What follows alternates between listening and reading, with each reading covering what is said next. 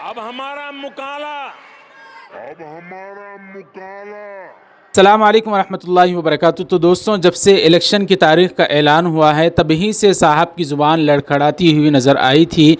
वो कहना कुछ चाह रहे थे, ज़ुबान से उनके कुछ निकल रहा था। और अब इलेक्शन के बाद तो क्योंकि बीजेपी ने 400 पार का नारा लगाया था, लेकिन उनको ख़ुद नताइज में इतनी सीटें नहीं मिली जिसके दम पर वो अपनी सरकार बना सके। अब बीजेपी की सरकार नहीं, एनडीए की सरकार कहलाएगी। इलेक्शन के बाद तो साहब की ज़ुबान और भी ज़्यादा लड़खड़ाने लगी है। ये बड़ी उम्र होने के नाते भी हो सकता है या बौखलाहट का शिकार होने की वजह से भी हो सकता है। पार्लियामेंट में शपथ लेने के बाद राहुल गांधी ने लीडर ऑफ अपोजिशन होने की वजह से जो तकरीर कही, जो स्पीच उन्होंने दी पार्लियामेंट में, वो बहुत ज़्यादा वायरल हुई और बहुत पसंद की गई।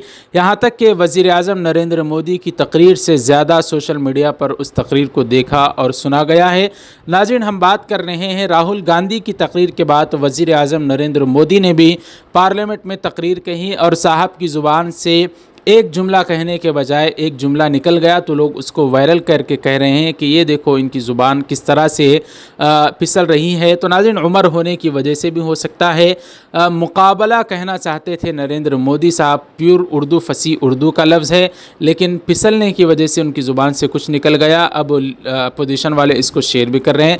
बहरहाल हम आप हज़रात की खिदमत में रखते हैं, मुलाहज़ा फरमाएँ। आज 6 जुलाई 2024 पर रोज़ हफ्ता राहुल गांधी गुजरात पहुंचकर उन्होंने कहा कि लिख कर ले लो, गुजरात में हम बीजेपी को हराने वाले हैं। राहुल गांधी का क्लिप भी मोदी जी के क्लिप के बाद आप हज़रात मुलाहिज़ा फरमाएं।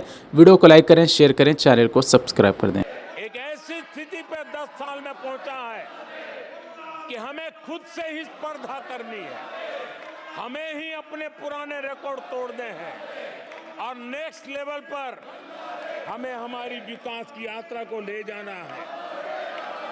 10 वर्षों में भारत विकास की जिस ऊंचाई पर पहुंचा है वो हमारी प्रतिस्पर्धा का एक मार्ग बन चुका है, एक बेंचमार्क बन चुका है।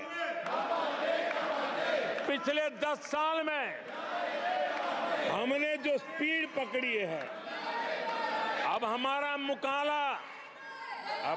मुकाबला उसी स्पीड को और ज्यादा स्पीड में ले जाने का है। और मेरा विश्वास है देश की इच्छा को हम उसी गति से पूरा करेंगे। और मैं आपसे यहां कहने आया हूं, इन्होंने आपके ऑफिस पे आपके कार्यकर्ताओं पर आक्रमण किया है। अब आपको डरना नहीं है, डराना नहीं है। इन्होंने हमारे ऑफिस पे धमकाकर, ऑफिस को तोड़कर हमें चैलेंज दिया है। चैलेंज क्या है? गुजरात के चुनाव में मैं आपको बता रहा हूं, हम सब मिलकर इनको गुजरात में हराने जा रहे हैं। जो हमने कहा, और लिख के ले लो, कांग्रेस पार्टी की जो आत्मा है वो गुजरात के चुनाव में लड़ेगी और नरेंद्र मोदी और बीजेपी को गुजरात में, जैसे हमने अयोध्या में हराया है, वैसे ही हम गुजरात में इनको हराने जा रहे हैं। कौन हराएगा? हमारे लीडर हराएंगे, हमारे बब्बर शेठ टाइगर हराएंगे।